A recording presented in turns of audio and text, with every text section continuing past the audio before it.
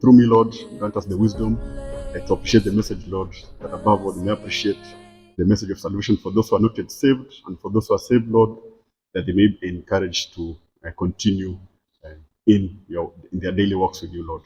I do pray this believing in Jesus' name. Amen. Good. So I'll read again the book of Mark, chapter 5, touches on interesting incidents which happened in the time of Jesus. We have three scenarios. One where a demon-possessed man, was healed, and also where the Jairus' daughter was resurrected to life, back to life, but also of the woman with the uncontrollable bleeding who was also able to get secretly cured. So in this, I know there are like three facets to this chapter, but I start with the first bit, which is from Mark chapter 5 from verse 1 to 20. I'll quickly read. And they came over unto the other side of the sea, into the country of the Gadarenes. And when he was come out of the ship, immediately there met him out of the tombs a man with an unclean spirit, who had his dwelling among the tombs, and no man could bind him, no, not with chains, because that he had been often bound with fetters and chains, and the chains had been plucked asunder by him, and the fetters broken in pieces. Neither could any man tame him.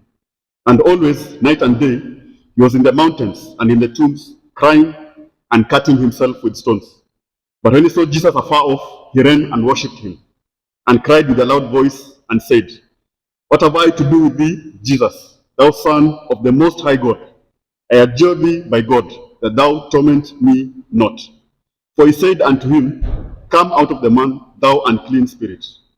And he asked him, What is thy name? And he answered, saying, My name is Legion, for we are many. And he besought him much that he would not send them away out of the country. Now there was nigh unto the mountains a great herd of swine feeding. And all the devils besought him, saying, Send us into the swine, that we may enter into them. And forthwith Jesus gave them leave. And the unclean spirits went out and entered into the swine. And the herd ran violently down a steep place into the sea. They were about 2,000, and they were choked in the sea. And they that fed the swine fled, and told it in the city and in the country. And they went out to see what it was that was done. And they come to Jesus, and see him that was possessed with the devil, and had the legion, sitting and clothed, and in his right mind.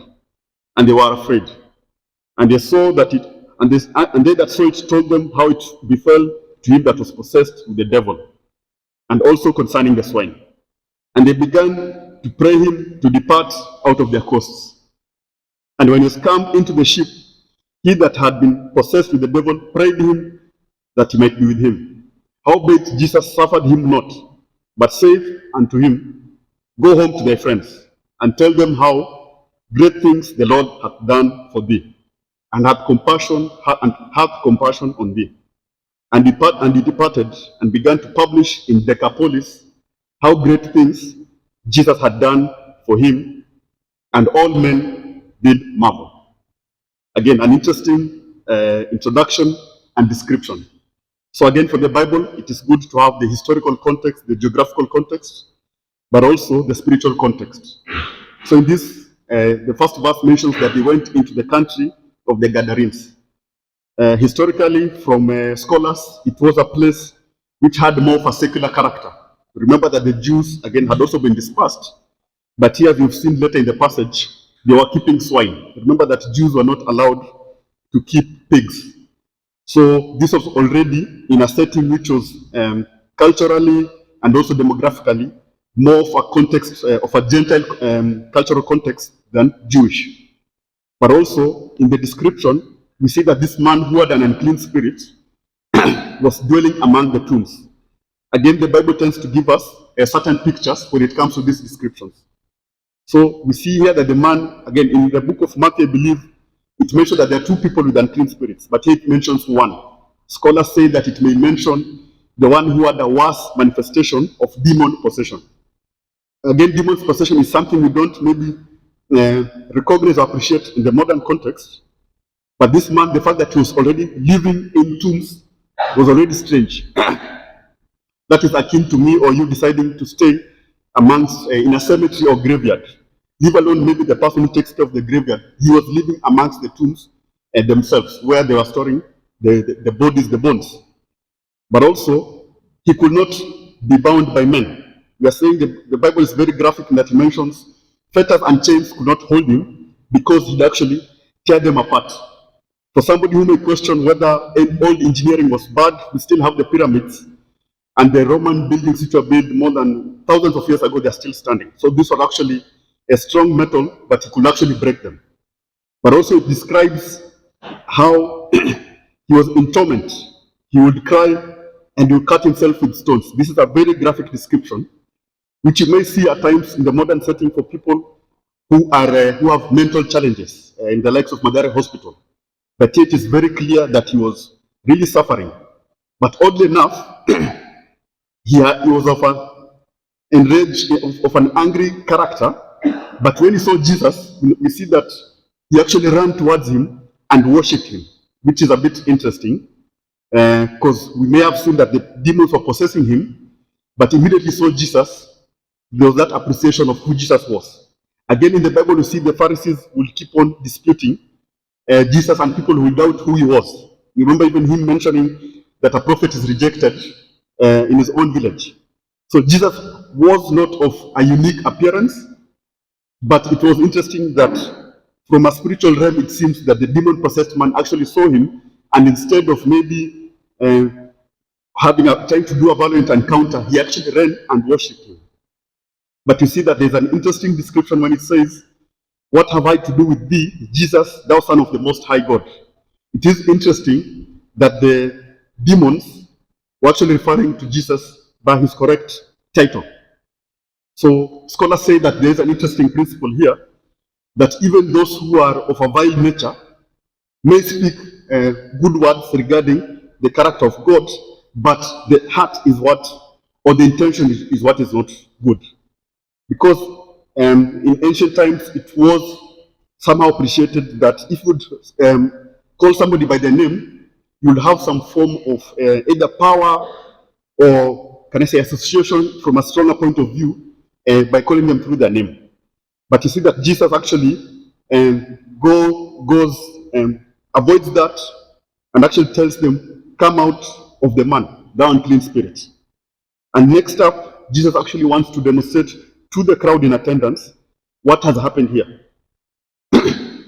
Because the demons, having already beseeching him, asking him not to torment them before their time, they mentioned that they are legion. It has turned from Jesus, who is, as being Son of the Most High God, and now to them actually mentioning that they are many. Scholars say that legion in the Roman army was around either 6,000 or maybe 12,500 soldiers. That was a group or a regiment. So again, there are many. But also that was meant they are organized in a certain manner.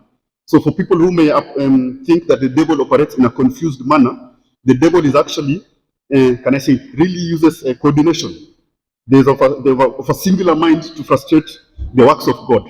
And this is to the earlier principle, earlier passage where the Pharisees had actually said that Jesus working in cahoots with Satan, or Satan was trying to expel demons.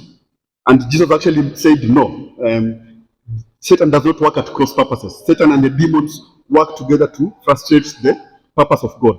But also here, when they're mentioning legion, it was a subtle attempt to intimidate Jesus, that there are too many to handle. But also for the crowd to appreciate that indeed there was such a vast number that no man could be able to intervene. But then, when the devils continue asking God not to send them away, they actually ask him, "Can you send us into the swine?"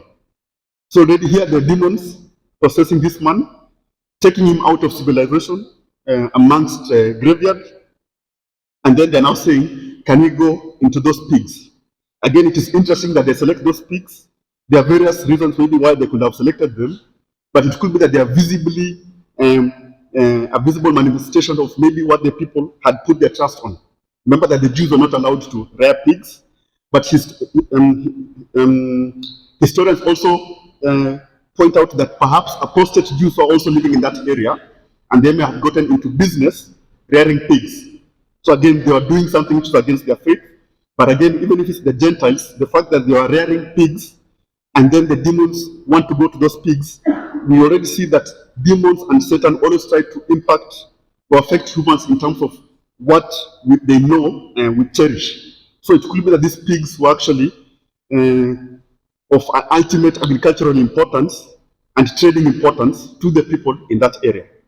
So again, when the devil and his demons attack, same way the devil had selected Job to attack his earthly possessions, so that to show to God that Job was only trusting in God because of his earthly possessions.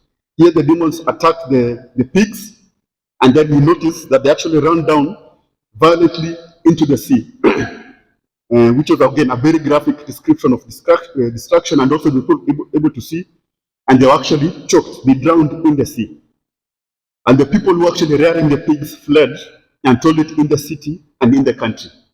Again, the Bible, when in verse 1, it mentions the Gadarenes, but it also uses like two other different terms. I think Gigasins or Gerasenes. I think people that was the whole area, but it was something which the people could identify with. And when they went to tell, when the swine herders went to tell it to the people in the surrounding country, the people actually came to see what had been done. So they see Jesus here, and then they see the demon-possessed man sitting and being, in his right mind and fully clothed. So again, we notice that here was somebody who had been recognized by everyone to have been demon-possessed, but right now, everyone can see that he's now seated.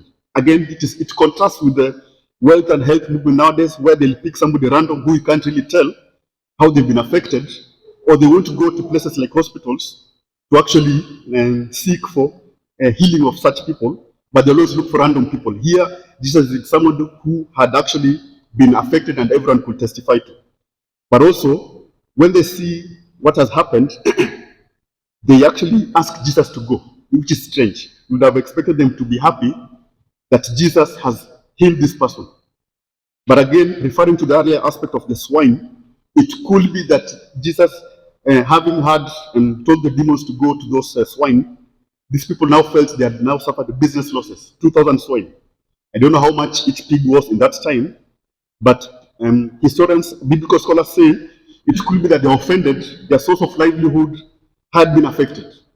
So here they are missing the miracle of a man having been healed, cured of demon possession. Thousands of demons in him, and then they are only like seemingly displeased with Jesus for having caused the loss of their pigs. So it's also a challenge to us in modern times. Are we placing trust in our material wealth, in our jobs, in our possessions, and forgetting the bigger importance of salvation? Because again, I'm wondering, this was a person who would break chains, metal chains, who would go and live amongst tombs, and is now seated, clothed, and looking like really reasonable. And the people are now telling Jesus, please go. So again, it follows, Jesus actually goes. But then when he arrived at the ship, the man who had been possessed actually asked Jesus that he can go with him. So again, biblical scholars mentioned that it may be that he was afraid that the people will chase him, or that he was afraid that they might get demon-possessed again. But you see, actually, interesting enough, that Jesus tells him, no, you stay and go and tell your friends, and tell them what great things God has done for you. So there's a challenge to us, that even when we have been saved, that also to tell of a unique story of salvation to our family members, but also once we are saved, that we owe our duty to our friends and family members to continue telling them about the word of God, to tell them where God has taken us from, but also to appreciate what God has done for us. But also, when Jesus had departed, the formerly possessed man actually now goes now to tell his now testimony to the people. And again, this being an area of a gentle character, it was a significant testimony. And it is good that people did marvel, because everyone could like affirm, or people could actually confirm that he had been demon possessed. So in our various capacities of life, again, it may not be graphic that we are demon possessed or whatever circumstances, but we also have a mission to share the word of God with everyone amongst us, so that they also marvel and appreciate. And again, Being interesting that Jesus already, looking at today's reading, while looking at Colossians, where it says that Jesus is our hope, Christ is our hope of glory. Jesus is able to, take us out of such an incurable situation, such as this demon-possessed man. So for that first aspect of this chapter, we see that Jesus was able to cast out these demons, able to restore the man to a sober state of mind, and also through this man be able to impact the Gentiles, possibly the apostate Jews in that whole area.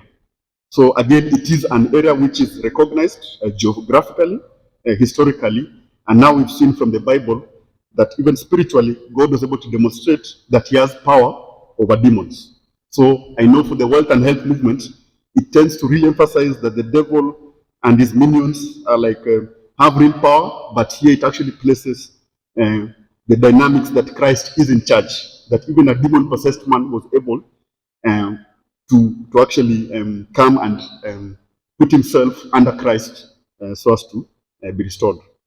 So in the next passage, you allow me to read from verse 21 to 34. This is regarding the woman who was shedding blood. And when Jesus was passed over again by ship unto the other side, much people gathered unto him, and he was nigh unto the sea. And behold, there cometh one of the rulers of the synagogue, Jairus by name, and when he saw him, he fell at his feet, and besought him greatly, saying, My little daughter lieth at the point of death. I pray thee, come and lay thy hands on her, that she may be healed, and she shall live. And Jesus went with him, and much people followed him and thronged him. And a certain woman, which had an issue of blood 12 years, and had suffered many things of many physicians, and had spent all that she had, and was nothing bettered, but rather grew worse, when she had heard of Jesus, came in the press behind, and touched his garment. For she said, If I may touch but his clothes, I shall be whole. And straightway the fountain of her blood was dried up, and she felt in her body that she was healed of that plague. And Jesus, immediately knowing in himself that virtue had gone out of him, turned him about in the press, and said, Who touched my clothes? And his disciples said unto him, Thou seest the multitude thronging thee, and sayest thou, Who touched me? And he looked round about to see her that had done this thing. But the woman, fearing and trembling, knowing what was done in her, came and fell down before him and told him all the truth. And he said unto her, Daughter, thy faith had made thee whole. Go in peace and be whole of thy plague. Again, an interesting scenario. Jesus has now departed that place. He's going to this other side of the lake.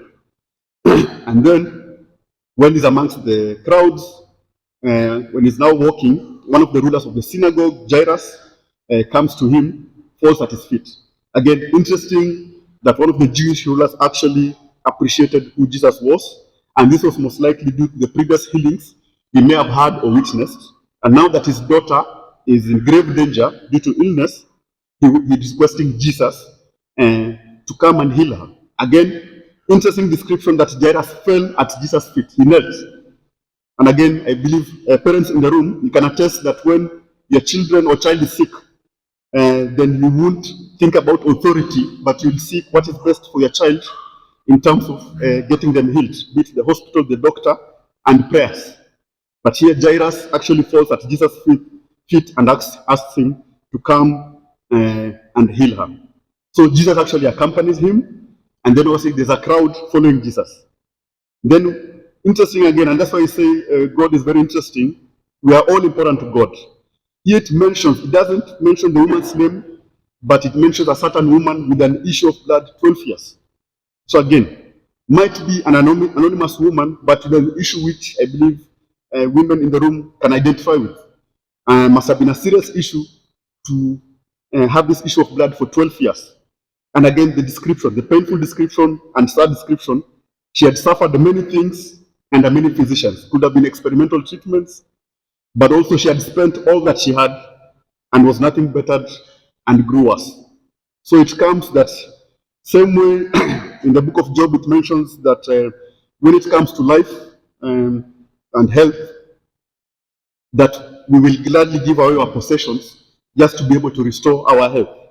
But you see here, the woman is actually now, believed she was pauperized, having spent all on these doctors who were not able to heal her, and now she's coming to Jesus. But then, interesting enough, she just said in her mind, if I can only touch Jesus' clothes, she shall be whole. This is, again, powerful faith, but also could be that in her medical condition, she appreciated that not much was needed. It was only just touching the presence of Christ that will be able to heal her. So again, when it comes to the life of Christ, it is the simplest of things, how in terms of how Christ ministers to us, but also in such circumstances, she had clarity as to who she needed in her life. Having exhausted access to human means, she now knew that only Christ was her hope. And again, same way Jairus actually came to Jesus. I'm sure even Jairus with his friend had tried human doctors, but they were not able to heal his daughter. Here the woman, having exhausted her funds, actually comes to Christ. So even to us, it is a challenge. Again, we do not need to wait to be sick so as to look for Christ for healing. But when it comes to the ultimate Savior, and again, the book of Colossians mentions that Christ is our hope of glory, we are only to look to Christ. And again, in terms of her faith, the biblical scholars also mentioned that it could be because of the nature of her ailment. She didn't want maybe to put it out publicly. Again, it could have been embarrassing, because again, for Jairus, he could openly say, my daughter is sick. But maybe for this woman, she may have suffered a lot of shame and embarrassment, so she just decided to do it quietly and secretly. But next up, we see that after having done that, she's actually healed, and straight away she's healed when now Jesus, again through his appreciation that an act of faith has allowed this woman to be healed, actually now turns back and wants the woman to come out. Oddly enough, we see his disciples. Again, they have seen Christ doing wondrous things, and they have seen, they've heard of his statements and teachings, but then they're not understanding. They're using the human interpretation. Why are you asking about somebody in this crowd? You're seeing this crowd. So again, there's a bit of rudeness there, but again, the human aspect of them using the human interpretation to try to understand Christ, and they're completely lost. So even a challenge to people who may think that they are spiritually enlightened. These were the disciples, and they're not understanding why Christ is asking for that. But then now Christ ignores their seemingly rude rebuttal, and then continues looking around until he looks at the woman. And then the woman now knows that he's looking at her, and she comes forward. So she's fearing and trembling. Perhaps she thought that he'd be angry. But actually, it's in God's nature to want. He actually desires to do good for us. And here we see that once she's given the testimony that she has been healed, courtesy of touching his hem, he tells her, yes, your daughter, your faith has made thee whole. Go in peace and be whole of thy plague. So Christ actually appreciates secret acts of faith. So it is an encouragement to us that we may be praying in secret, but God recognizes. Same way out of this crowd, I'm assuming it was a very big crowd, Christ was able to pinpoint her. It's the same way Christ is able to pinpoint our unique prayers, our unique asks, our challenges in life. But also, if Christ is able to appreciate these unique secret acts of faith, then I'm sure he's also able to see our own maybe shortcomings and failings, and it should be an encouragement to us to seek to be right with God. So again, in this passage, just meant to demonstrate that even this woman, while one was publicly seeking Christ's intervention for his daughter, this woman secretly sought Christ's intervention. And here we have it in record 2,000 years later that Christ actually healed her and recognized her act of faith. So it is an encouragement to us that Christ is able to do wondrous things for us. But again, it is not just the healing which we are to look for, but also faith. Faith is of utmost importance to Christ. So here we see that Christ recognizes the woman's solid faith in him. Now next up, I look on the third passage in terms of Jairus, which is now from verse 35 to verse 43. And for those in the audience wondering, I'm trying to make it short. So please don't worry. I see Clayton smiling. He would have loved it to be longer. But I want to make it short so that at least guys appreciate the message. So I'll read from verse 35 to verse 43. While he yet spake, there came from the ruler of the synagogue's house Satan, which said, Thy daughter is dead. Why troublest thou the master any further? As soon as Jesus heard the word that was spoken, he said unto the ruler of the synagogue, Be not afraid, only believe. And he suffered no man to follow him, save Peter and James and John, the brother of James. And he cometh to the house of the ruler of the synagogue, and seeth the tumult, and them that wept and wailed greatly. And when he was come in, he said unto them, Why make ye this ado, and weep? The damsel is not dead, but sleepeth. And they laughed him to scorn. But when he had put them all out, he taketh the father and the mother of the damsel, and them that were with him, and entereth in where the damsel was lying. And he took the damsel by the hand, and said unto her, Talitha cumi, which is being interpreted, Damsel, I say unto thee, arise. And straightway the damsel arose and walked, for she was of the age of 12 years. And they were astonished with a great astonishment. And he charged them straitly that no man should know it, and commanded that something should be given her to eat. Again, this is a continuation of the passage. We now see that the Jairus' daughter has died, and then also the people now, logically, humanly speaking, are just telling Jairus, why are you troubling the master any further? Again, interesting that they're recognizing Jesus as the master or teacher or rabbi as they call him, and they're aware of what he had been doing in terms of miracles, but also they're telling, why are you bothering yourself? Let us now proceed with the rituals of now preparing for the burial. But then Jesus, immediately he hears this, he tells Jairus, be not afraid, only believe. And then Jesus actually now separates the crowd, tells only Peter, James, and John to come with him to the ruler, to the house of Jairus. So again, interesting that Jesus now separates all these others. It also speaks to how Jesus used to operate. Jesus actually, biblical scholars tell us that this was a way of trying to avoid, can I say, the hype. To have been a bit vainglorious to have all this crowd now come and look how I'll heal Jairus' daughter. Jesus meant it to be a quiet act. So the fact that he's only taking 3 with him might contrast maybe that we see with some of our quote modern day prophets or quote healers who will always want people to surround them and make it a spectacle. Have everyone surround them, come and see this. Here Jesus is only taking 3 people. God mostly works with minorities. We see Caleb and Joshua asking Moses only to come and see his glory, allowing Moses only to come and see his glory. God's ways are not our ways. So when we're seeing this, what you're seeing as hype trains, crowds, huge crowds, and what, we should be very careful. Does it align mostly with how Jesus operated? Here we clearly see it mentions only 3 disciples were allowed to follow Jesus. And then when they are entering inside, he sees people weeping. Again, the death of a child is painful. I think we appreciate there is an angle of innocence to a child dying. And again, must have been a beloved child because see everyone is weeping. Might also speak to maybe Jairus' character, that people are actually empathetic to him losing a daughter. So again, I think also in our conduct,